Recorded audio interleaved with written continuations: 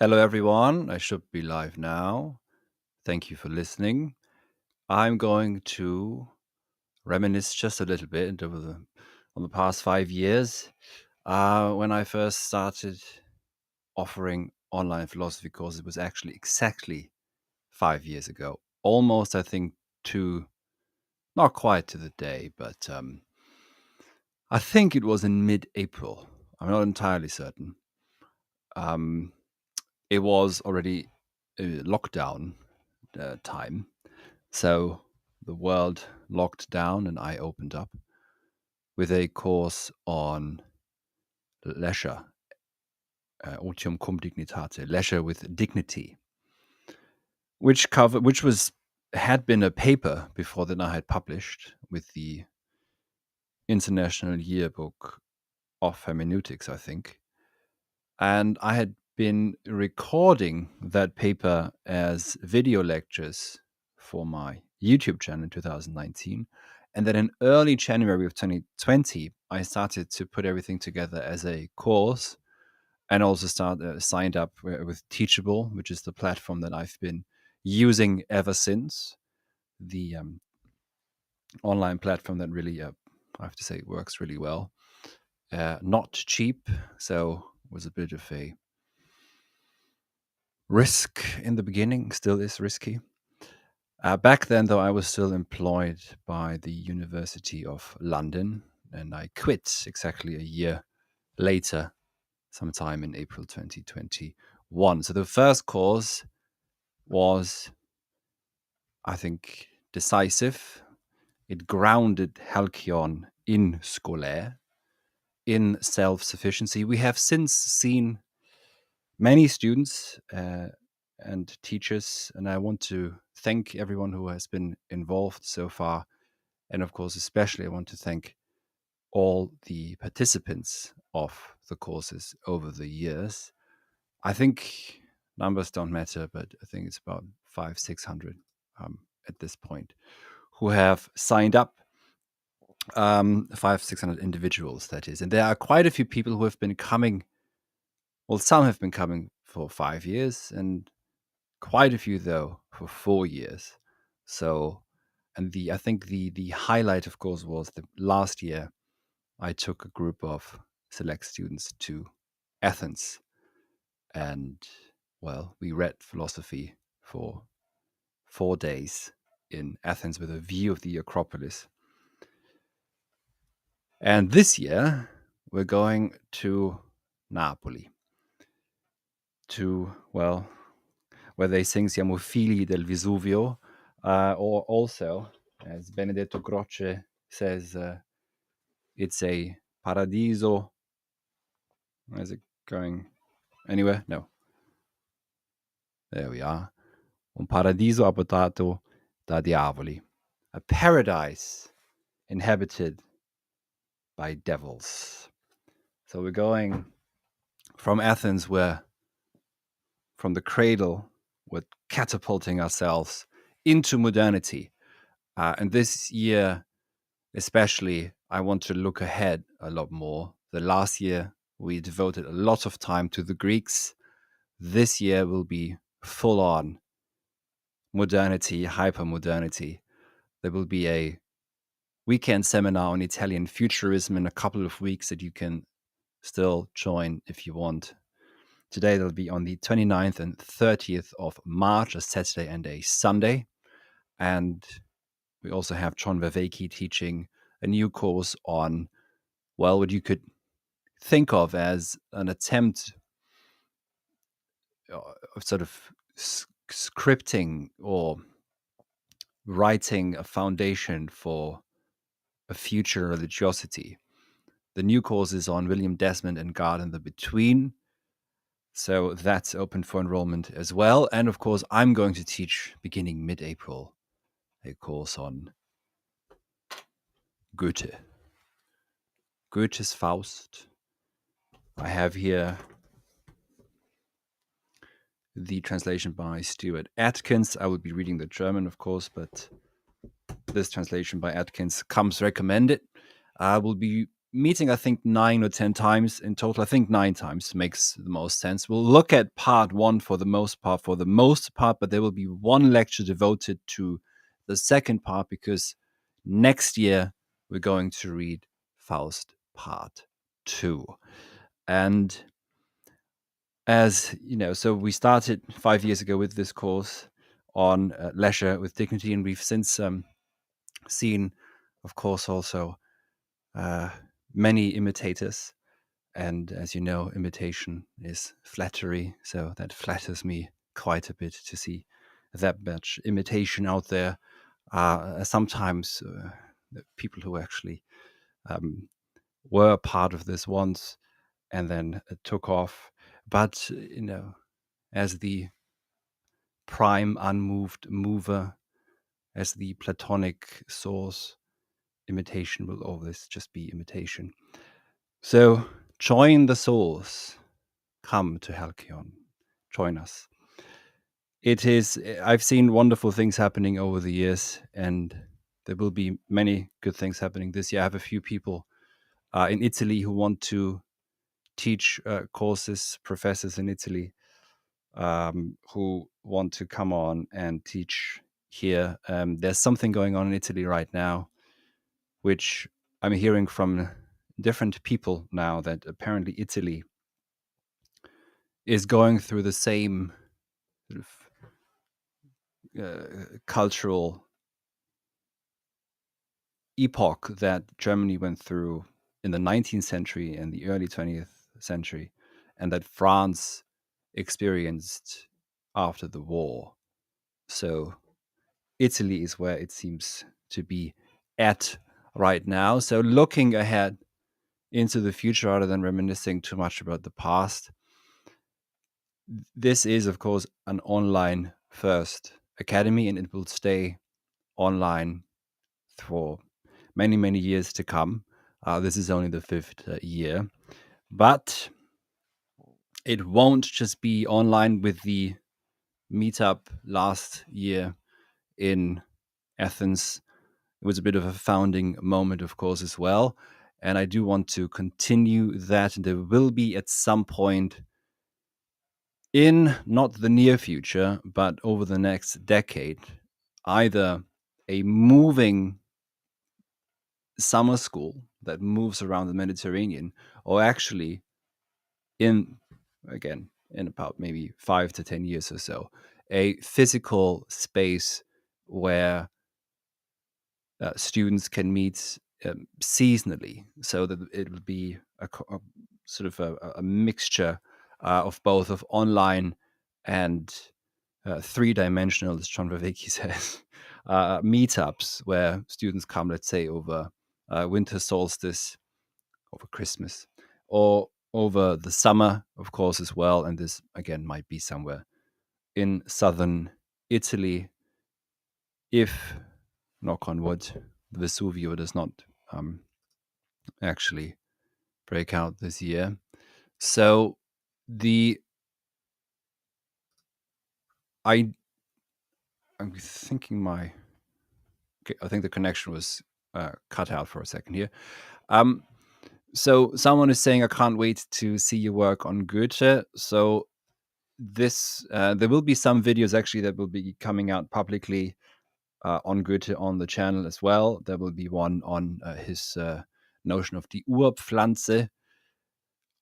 I went to see the Villa Giulia and the Botanical Garden of Palermo a year ago or 2 years ago, where Goethe believed to have found, at least to have seen, a pattern of the Urpflanze, the proto-plant or the original plant. So that's coming out in a few weeks as well, of course, in preparation of the upcoming Goethe course on Faust, early enrollment for which is opening very soon. So if you'd like to get on the list, you should do so now, because I can imagine this one will probably go fast.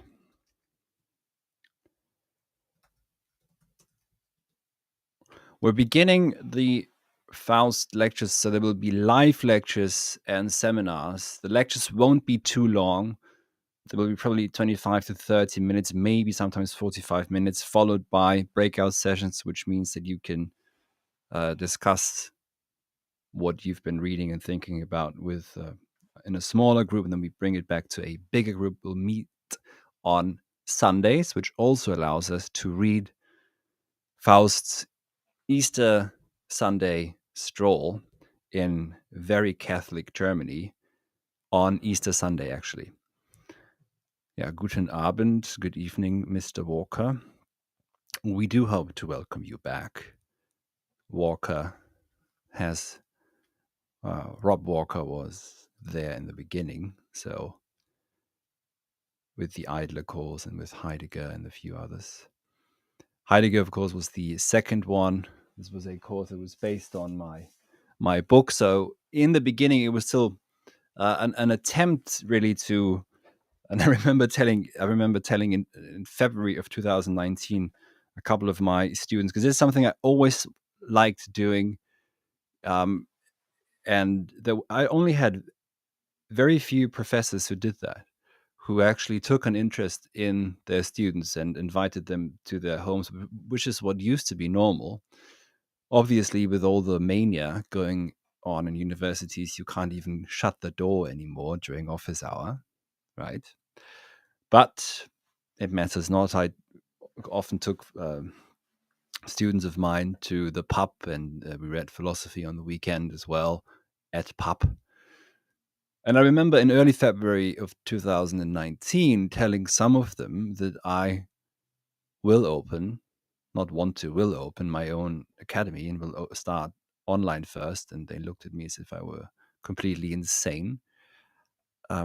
So, which is good enough. I can understand why someone would think that, but it's not as though these things haven't been done before. So there have always been universities, colleges, academies, schools been founded, and so we just continue that tradition. Especially if you think of, for example, Roger Scruton once said that in the 80s, when he was in the former Soviet bloc to teach philosophy, he said all you need really is a book, is the text, is Plato, let's say, and readers, and someone who's guiding the reading. That's all you need. That's a university. That's good enough. So thanks everyone for listening. As always, most people happen to be on Twitter for some reason. That's really good to see. I will continue to say Twitter, by the way. Also, this year, we'll see the first publication of a book by myself, by Halcyon Press. It looks like this on the inside, right here on Eudaimonia.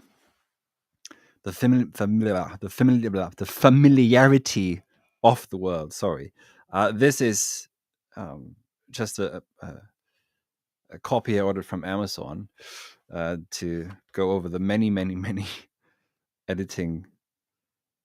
I have still so much editing to do. It's really a lot of work to make it look as good as possible, and also to reduce the amount of just spelling mistakes, etc. that could be here. Not spelling, but just sometimes there's one space too much, etc. So it's a lot of work, but it's actually really a lot of fun, and I do hope to at some point maybe also publish other people. We did publish 5 years ago. We published Sean Burke's book. I can't find it now. He's a friend of mine. He's an artist in America. He wrote a sort of a psychological treatise on winter and summer, on how we in this our age could contribute to the continuation of culture. So here is another look inside the book. I'm going to probably read for members of this channel, which I already did earlier this week. Probably read from this book a couple of times until it's published. Currently, the publication date is set at the 7th of May. I should be able to get it out by then. It's written, it's all done. The only thing that's missing is that I really want to make this as perfect as possible. But because it's such a difficult argument, and there's a lot of Greek in here, and also so I can't really give this to just any run of the mill editing service. It would be utterly confusing, I think, for them. So, and anytime, so this is why it's actually quite a bit of work, but such is. And sometimes there are just really weird things that happen also. For example, I just realized that what looks like an O in the document is a 0 when you print it.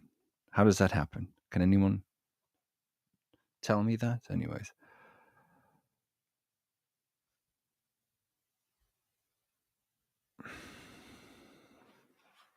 So this will be out soon, and only as a hardcover. I have to say the quality is really good.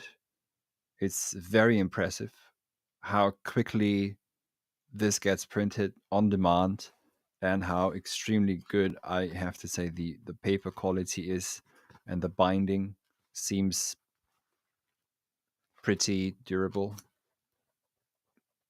So that will be the first of many. I want to, and I will, over the years, publish all of my lecture courses that I've given over the years, extend them into books. And every single time I do this, that when I taught the course, I had not a completely, but to some degree, a different view of what's going on in the Nicomachean Ethics. So going over this again, writing the lecture first, the lectures, then teaching the course, and going back to what I had written and extending it and reading Aristotle again for the first time I've read it a couple of times before, and I read it also when I was quite young at school. I began to see that the word theorein or theorin, theoria, is not everywhere, but is very prominent. So this specific way of seeing, which is a beholding something in its being, or letting something be in its being. And this this is what Aristotle. So there's no sort of sharp distinction between theory and praxis. They go together. And this is what I try to show, is that there is conceptual unity in the book, in Aristotle's Nicomachean Ethics itself, but also that this sharp distinction that we've made between theory and praxis, etc., and also the vita contemplativa, the entirely world withdrawn life from active life, is not misguided, but cannot really be based on Aristotle, which all comes back again to, I think, also a mistranslation of the word scolaire, which is not leisure, but is holding ground. It comes from echein, which means to have, to hold, to maintain, but also to be. Could also mean, in a metaphorical sense, measure of sufficiency, scolaire, that is, or scoli. And we find as much also in Plato's Critias dialogue, where Plato relates that Athens really becomes Athens only in the moment when they orientate their nous in a sudden seeing towards scolaire. Yeah, we have the so-called economic problem of our age is scarcity, And all economic models that we have, and capitalism, communism, they don't differ that much, are based on that, and also work towards, one way or another, producing sufficiency. Now, if you know anything, if you have ever read Aristotle, you know that production is excessive. So there will never be a moment when anything that's being produced is sufficient. Aristotle already sees this very clearly in the Nicomachean Ethics. So we will never reach sufficiency. If you hadn't noticed, there's never been more shit in the world than today that you can buy for cheap, even despite so-called inflation. So there's never been more money in the world to go around. But it can't. There's no holding ground. It's a bottomless pit. This usurious non-world in which we have to live. So that's what this book addresses, but also what the work here, I think, overall addresses. Because something that has always bothered me about academic philosophy is that it's ultimately at this point also about production. You have to produce something that's currently a certain trend, and it's basically algorithmic writing. Yeah. So, thank you again very much for listening. If you'd like to join one of our courses, do so. Head over to our course page, which you find in the description of this video if you're watching this on YouTube. And also, though, do join the Faust course, which is going to kick off, as the kids say, in 4 weeks. Early enrollment is opening very soon, tomorrow, to be precise. And I think this one will go fast.